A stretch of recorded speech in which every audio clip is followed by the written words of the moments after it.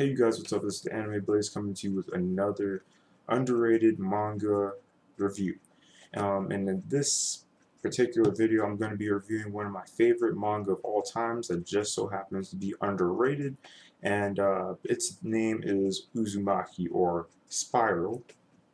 The artist, or the mangaka, or the artist who did this works, and many others. Some of them haven't been released in the U.S. yet, but hopefully they will. He also did Gyo, and this one that I have, Tomie. This is just volume 1. I have volume 2 as well. But yeah, let's get in on this review, with storyline, characters, what I think about it, etc. So, the story starts off in a normal village called Kurozucho, which, in if you've seen like any normal anime or manga or something like that, it pretty much looks like your normal, typical kind of village, I guess. Everything's quiet.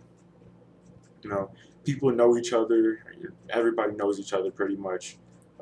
Not too much actually goes on in this village, but that all changes one day when it becomes cursed by the spiral. The pattern spiral, not by a person or being, but a simple pattern. Now, that may sound stupid, as to how can a village become possessed by this, but it becomes possessed in some very grotesque and gruesome ways, uh, which a lot of people applaud Junji Ito for his works. A lot of them are gruesome and grotesque, and I applaud him for that too. I love it. Um, so yeah, what happens is, I'm going to tell you guys this, what happens up to the point, why it becomes possessed by this. So in volume 1, you pretty much notice that Shuichi's dad pretty much becomes obsessed with the spiral shape. Like every time you turn around, he's doing some weird kind of stuff to do like something spiral like. It's just awkward and creepy at the same time. You can't help but notice it.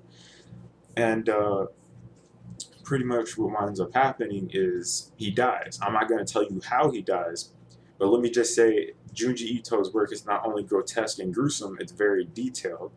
And the way that he dies is just unbelievable. It's like, it's creepier than what you would normally think. Let me just say that. This guy, let me just say this. The guy was very, very obsessed with spirals, and it played a major influence into the way he died. I'm just going to leave it at that. But after he dies, his ashes, they cremate him, and his ashes pretty much rise up into the air. And look at the cloud. I'm going to say this now. When he dies, look up at the picture of the clouds, what they look like. You'll notice that. And his ashes land in the pond. I think it's a pond or a lake. And they pretty much settle at the bottom. And he's pretty much, I guess you could say, haunting, or not haunting, but he sort of cursed the village of spirals. So everything that's spiral shaped, be it hurricanes, uh, simple shapes, like hurricane spirals, snail shells, the suspensions and the tires of a car, be it anything really. There's a lot of stuff that happens that inspires this series with spirals, and a lot of weird stuff goes down in this series, and a lot of people die. And let me just say, you will never be afraid of more afraid of a pattern, of a simple pattern in your life after reading this. This will be the pattern that you'll be afraid of the most, most likely. But a lot of this manga pretty much stemmed a lot of positive feedback from me. Not too, you know, it's pretty much short. Not too many things. It's only 3 volumes, so but um, but yeah. Uh, what else is there? The ending, yes, the ending. Um, the only thing that I did not like about the series was the way it ended, because it sort of seemed abrupt, um, in the sense of the way the characters just gave up. And it's like, you're kind of just like, whoa, you're trying to resist up to this much point, with all this crazy stuff happening with the spirals. with the spirals and everything, and eventually, they just give up, and you're kind of like, why would you give up? You're surviving up to this point, and so that's the only part that really threw me off, was why they just gave up out of nowhere. And the ending, it sort of ends itself. It just ends itself in a good note, I guess, but it's abrupt, like I said. Um, so yeah, this is a manga that you really should check out. It's short. It's only 3 volumes. It takes a simple shape into a whole nother way, to a whole nother context that you might not even know.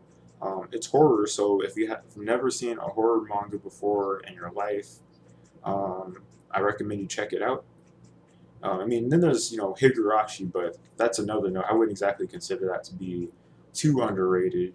It's still on the radar, but this is something that's way underrated. I just want to get it out there for you guys. So yeah, um, that's all I got for this review, you guys. Check out Uzumaki. And oh yeah, one more thing. The best time to read this manga is pretty much when it's raining outside. I don't mean like just a short shower. I mean like when it's pouring outside and you hear thunder and lightning coming from like all directions and it vibrates and shakes the house. That's the best time to read. Dim down the lights just a little bit to where you have enough light to read this and read it. Either this one or Tomie do that the same way, but that's for another underrated manga review. So yeah, I'll catch you guys later with another underrated manga review. Maybe Tomie by Omega, whatever. If it's underrated, I'm gonna review it. So I'll catch you guys later.